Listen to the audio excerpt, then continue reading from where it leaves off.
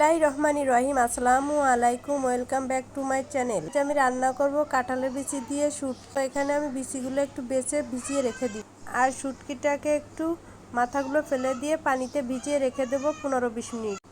এরপর আমি শুটকিগুলো আর কাঁঠালের বিচিগুলোকে ধুয়ে পরিষ্কার করে নিব। তো আমি কাঁঠালের বিচিটাকে পরিষ্কার করে নিয়েছি আর কিছু পেঁয়াজ কেটে নিয়েছি, আর এখানে আমি কিছু গোটা রসুন, কাঁচামরিচ আর পেঁয়াজ কেটে নিই। এবার কাঁঠালের বিচিগুলোকে আমি ছোট ছোট করে কেটে নিই। এবার শুটকিটাকে ধুয়ে কাঁঠালের বিচি আর শুটকি একসাথে নিয়ে নিব। তারপর কেটে রাখা পেঁয়াজ আর কাঁচামরিচ একটু কড়াইয়ে তেল দিয়ে পেঁয়াজটাকে একটু হালকা বাদামি কালার করে ভেজে নিব, আর নিয়ে ওর ভিতরে দিয়ে দিব আমার ধুয়ে পরিষ্কার করে রাখা শুটকিটাকে দিয়ে একটু তেল আর পেঁয়াজের সাথে ভেজে নিব। তারপরে দিয়ে দিব জিরা বাটা, রসুন বাটা দিয়ে এবার লবণ আর হলুদ দিয়ে আবার একটু ভেজে নিব। তারপরে শুকনো মরিচের গুঁড়া দিয়ে আবার একটু ভেজে নিব। এবার দিয়ে দিব কেটে রাখা কাঁঠালের বিচিগুলা দিয়ে শুটকি মশলার সাথে খুব ভালো করে নেড়েচেড়ে কষিয়ে নিয়ে দিয়ে দিব ওর ভিতরে একটু ঝোলের জন্য পানি দিয়ে বলক আসলে ওর ভিতরে দিয়ে দিব একটু বেগুনটা দিয়ে কিছু সময়ের জন্য ঢেকে দিব।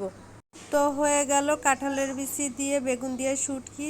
সবাই লাইক, কমেন্ট, শেয়ার করবেন আর আমার চ্যানেলটি সাবস্ক্রাইব করে রাখবেন।